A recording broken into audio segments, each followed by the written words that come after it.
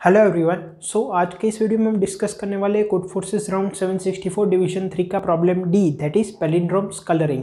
Also before moving on, make sure you like the video and subscribe to the channel for more such amazing videos. So as always, let's start by understanding the question. Palindromes coloring. You have a string S consisting of lowercase Latin alphabet letters. क्या बोला गया है first paragraph में कि हमारे पास एक string है S जिसमें कि लोअर केस अल्फ़ाबेट से सिर्फ, ठीक है। You can color some letters in the colors from 1 to K.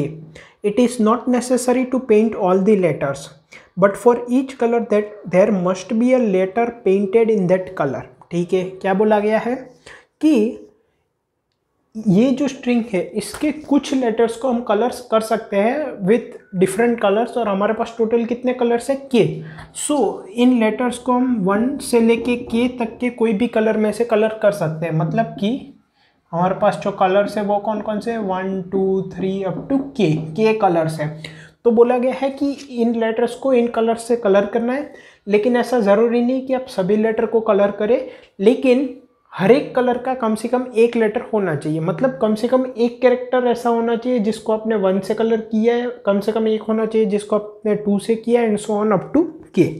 Okay, then you can swap any 2 symbols painted in the same colour as many times as you want. तो final जो हमारी string होगी, ठीक है, इसमें से कुछ को आपने कलर्स कर दिया, तो इसमें से आप कोई भी 2 कैरेक्टर को स्वैप कर सकते हो अगर उनका कलर सेम है। मान लो इसका कलर नंबर 5 है, इसका भी 5 है, तो इनका ऑर्डर चेंज कर सकते हो।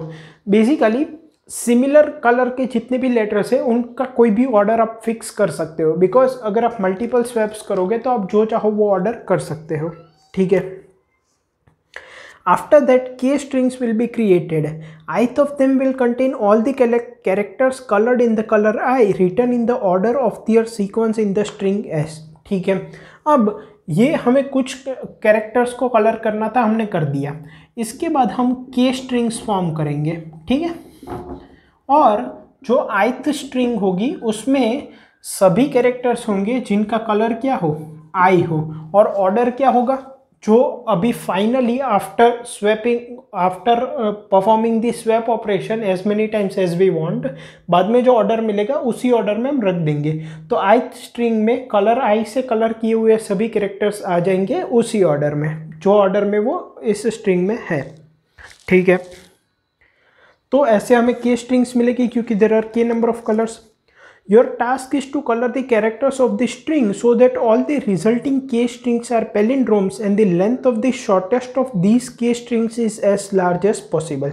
क्या बोला गया है कि हमें इन कैरेक्टर्स को इस तरह से कलर करना है कि जो हमें एंड में K स्ट्रिंग्स मिले वो सारी की सारी पैलिंड्रोम हो, और इनमें से जो मिनिमम लेंथ की स्ट्रिंग हो K में से उसकी length as maximum as possible हो, ठीक है। फिर आगे पैलिंड्रोम की डेफिनेशन दी गई है with example. I hope palindrome तो आपको पता ही होगा, ठीक है।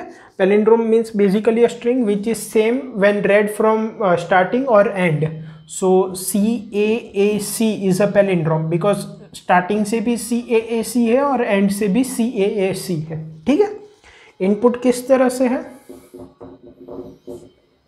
सबसे पहली लाइन में है नंबर ऑफ टेस्ट केसेस, फिर सभी टेस्ट केस में है n और k। n is the length of the string, k is the number of colours using which we will colour our string, और फिर नेक्स्ट लाइन में हमें स्ट्रिंग s दी गई है ऑफ लेंथ n, और आउटपुट में हमें बताना है length, maximum length of the shortest string possible. मतलब कि अगर हम इनको इस तरह से कलर करें और बाद में शफल करें कि K स्ट्रिंग्स हमें जो मिले वो सभी की सभी पैलिंड्रोम हो, तो उस कंडीशन में जो सबसे छोटी लेंथ की जो पैलिंड्रोम होगी उसकी लेंथ जितनी मैक्सिमम हम रख सकते हैं वो हमें आउटपुट में बताना है, ठीक है। कंस्ट्रेंट्स मैंने यहाँ पे लिख दिए हैं। सो आई होप आपको क्वेश्चन क्लियर हो गया। अब इसके कंसेप्ट पे मूव करते हैं। अब अगर यहाँ पे कंसेप्ट की बात करें तो बेसिकली अब देखो हमें स्टेप्स क्या बोले गए हैं। हमें पहले तो एक स्ट्रिंग S दी गई है, ठीक है, जिसकी लेंथ है n, ठीक है। तो इसके n कैरेक्टर्स है, इन कैरेक्टर्स को हमें कलर करना है with the help of K colours. मतलब कि 1 से लेके K तक कलर्स है, उनकी मदद से हमें इन्हें कलर करना है। उसके बाद हम सिमिलर कलर्स के जो कैरेक्टर है उनको आपस में शफल कर सकते हैं और बाद में हम सिमिलर कलर्स वाले को अलग कर देंगे, मतलब कि स्ट्रिंग 1 होगी, स्ट्रिंग 2 होगी, स्ट्रिंग 3 होगी, अप टू स्ट्रिंग के होगी, ठीक है। और उनमें क्या होगा, फर्स्ट स्ट्रिंग में सारे ऐसे होंगे जिनको हमने कलर 1 से कलर किया है, सेकेंड स्ट्रिंग में ऐसे होंगे जिनको हमने कलर 2 से कलर किया है, अप टू लास्ट स्ट्रिंग में सभी ऐसे होंगे जिनको हमने कलर के से कलर किया है। तो अगर किन कैरेक्टर्स को कलर करना है वो हमारे हाथ में है, फिर उनका ऑर्डर भी हम चेंज कर सकते हैं, बिकॉज हमें क्या बोला गया है कि सिमिलर कलर्स वाली स्ट्रिंग्स को आप ऑर्डर चेंज कर सकते हो और बाद में हम उनको के अलग अलग पार्ट्स में डिवाइड कर देंगे। तो जब हम के अलग अलग पार्ट्स में डिवाइड कर रहे हैं, इनिशियली कलर हम कर रहे हैं, तो कौन कौन से कैरेक्टर्स को साथ रखना है ये हमारे हाथ में है, ठीक है, क्योंकि जिनको साथ रखना है उनको हम कलर कर देंगे, ठीक है, first thing. Second thing, order भी मैटर नहीं करता, क्योंकि हम क्या करेंगे, अगर हमें कुछ कैरेक्टर साथ में चाहिए लेकिन ऑर्डर चेंज करना है तो पहले हम उनको कलर कर देंगे सिमिलर कलर से और फिर ऑर्डर चेंज कर देंगे। तो बेसिकली जो हमारे पास के स्ट्रिंग्स होगी, ये string 1, string 2 up to string K, सभी स्ट्रिंग में कौन कौन से कैरेक्टर्स होंगे वो हमारे हाथ में है और उनका ऑर्डर क्या होगा वो भी हमारे हाथ में है। पहला ये इतना क्लियर हो गया, ठीक है।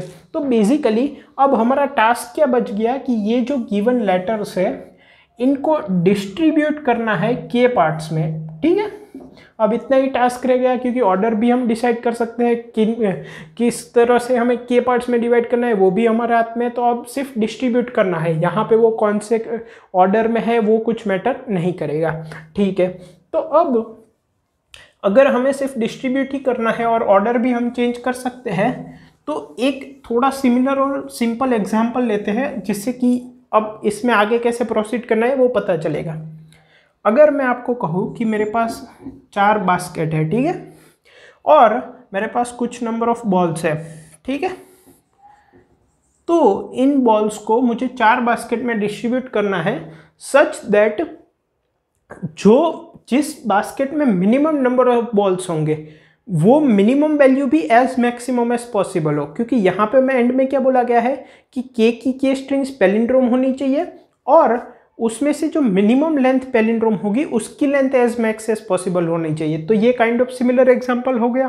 तो इस केस में हम क्या करते, पहले एक बॉल यहाँ पे डालते, फिर एक यहाँ पे डालते, फिर एक यहाँ पे डालते, फिर एक यहाँ पे डालते, फिर बॉल बच जाते तो दूसरा यहाँ पे डालते, फिर यहाँ पे, फिर यहाँ पे, फिर यहाँ पे, फिर बॉल बच जाते तो थर्ड। मान लो यहाँ पे बॉल्स खत्म हो गए, तो जो मिनिमम नंबर ऑफ बॉल्स है उसकी एज मैक्स वैल्यू क्या है 2। मतलब कि अगर इसके अलावा कोई और ऐसा डिस्ट्रीब्यूशन नहीं होगा जहाँ पे एक पर्टिकुलर बास्केट में मिनिमम नंबर ऑफ बॉल्स है उसकी वैल्यू 2 से ज़्यादा हो। समझ रहे हो आप? After final distribution basket having minimum number of balls that minimum value is as maximum as possible. तो बेसिकली हम क्या कर रहे हैं, हम इवनली बॉल्स को डिस्ट्रीब्यूट कर रहे हैं, जितना इवनली हो सकता है उतना। तो अगर मान लो मेरे पास 14 बॉल्स होती तो मैं क्या करता, यहाँ पे 3 बॉल्स दे देता, यहाँ पे 3, यहाँ पे 3, यहाँ पे 3, 12 हो गए। फिर एक और यहाँ पे दे देता, एक और यहाँ पे दे देता, तो यहाँ इन दोनों में क्या है 3। बेसिकली जितना हो सकता है उतना एक के बाद एक हम डिस्ट्रीब्यूट करते जाते हैं, ठीक है, जिससे कि सभी की वैल्यू बढ़ती जाएगी और जो मिनिमम होगा वो एज मैक्स एज पॉसिबल होगा, ठीक है। ये क्लियर हो गया। तो अब अगर मैं ऐसा कहूँ कि मेरे पास के कंटेनर्स है, ठीक है, ये 1 2 3 अप टू के, ये बेसिकली क्या है, ये वो के स्ट्रिंग्स है जो हमें एंड में फॉर्म करनी है और हम चाहते हैं कि ये सभी की सभी पैलिंड्रोम हो। तो अब इसमें भी हम जितना इवनली, जितना इक्वली पॉसिबल होगा उतना कैरेक्टर्स अगर डिस्ट्रीब्यूट कर देंगे तो सबकी साइज ज़्यादा से ज़्यादा हो जाएगी और जिसकी साइज मिनिमम होगी वो वैल्यू भी एज मैक्स एज पॉसिबल हो जाएगी। तो वहाँ पे तो हम क्या कर रहे थे, वहाँ पे हम बॉल्स को 1 बाय 1 डिस्ट्रीब्यूट कर रहे थे, पहले सब में एक एक दे दिए, फिर वापस एक एक दे दिए जब तक ख़त्म नहीं हो जाते। यहाँ पे क्योंकि हमें ये पैलिंड्रोम चाहिए, तो आप समझो पैलिंड्रोम 2 तरह के हो सकते हैं, एक जिसकी लेंथ इवन हो, एक जिसकी लेंथ ऑड हो।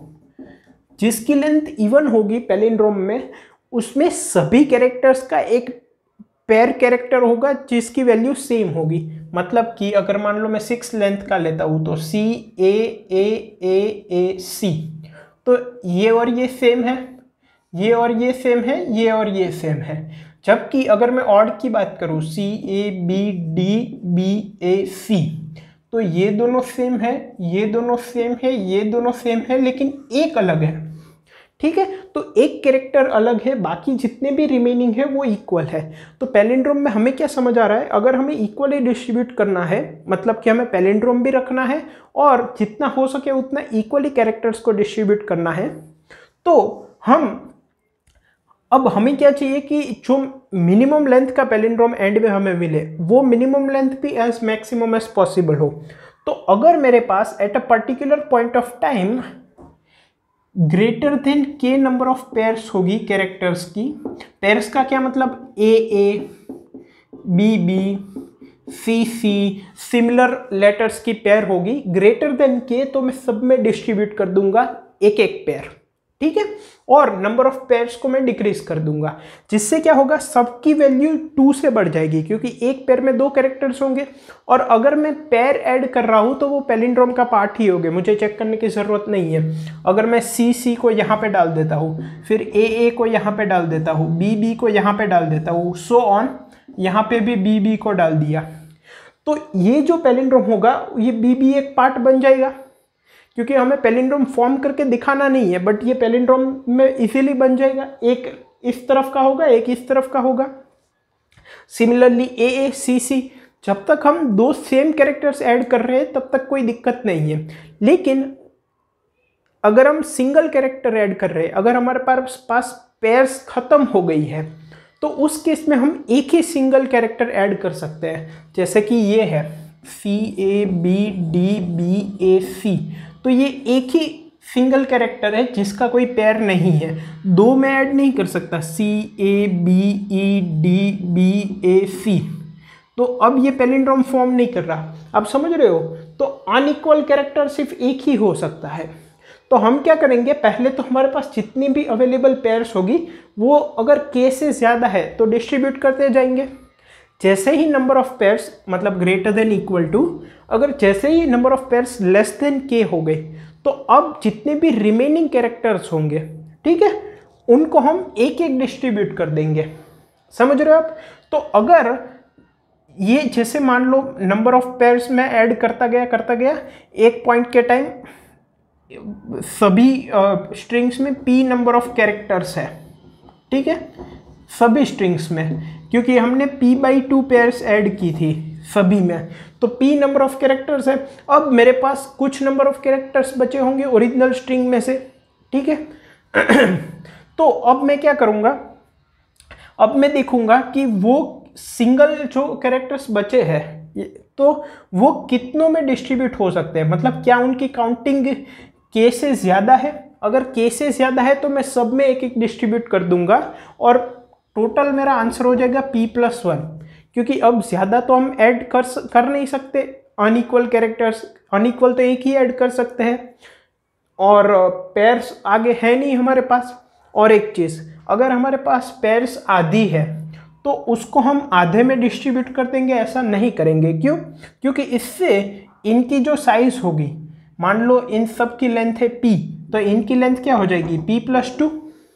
अब मेरे पास अगर कैरेक्टर्स यहाँ पे डिस्ट्रीब्यूट करने के लिए नहीं होंगे तो मेरा आंसर क्या हो जाएगा p। लेकिन अगर हम मान लो अगर हमारे पास k से ज़्यादा पेयर्स नहीं है, कम है, तो हम क्या सोचेंगे कि क्या मैं सब में एक एक कैरेक्टर डिस्ट्रीब्यूट कर सकता हूँ। अगर यस, तो सब की लेंथ क्या हो जाएगी p+1, तो उस केस में हमारा आंसर p+1 हो जाएगा। ठीक है, आई होप आपको कंसेप्ट क्लियर हो गया है। अभी इम्प्लीमेंटेशन देखेंगे तो सब कुछ क्लियर हो जाएगा। बेसिकली हमारा आइडिया क्या है कि हम पहले तो ये देखेंगे कि कितनी हमारी पास पेयर्स अवेलेबल है टोटल नंबर ऑफ कैरेक्टर्स में से, फिर उनको हम डिस्ट्रीब्यूट करते जाएंगे के नंबर ऑफ स्ट्रिंग्स में, ठीक है, जब तक उनका count greater than equal to K है। जैसे ही लेस देन के होगा, अगर जो रिमेनिंग कैरेक्टर्स है वो सब में डिस्ट्रीब्यूट हो सकते हैं, तो सबकी वैल्यू p से लेके p+1 हो जाएगी और हमारा आंसर p+1 हो जाएगा। अभी इम्प्लीमेंटेशन देखते हैं, बचा हुआ डाउट भी क्लियर हो जाएगा।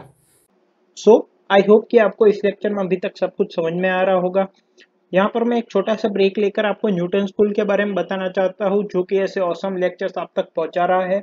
न्यूटन स्कूल बेसिकली एक ऑनलाइन लर्निंग प्लेटफॉर्म है, जिनके फुल स्टैक डेवलपमेंट कोर्स में एनरोल करके आप अपनी ड्रीम जॉब पा सकते हैं।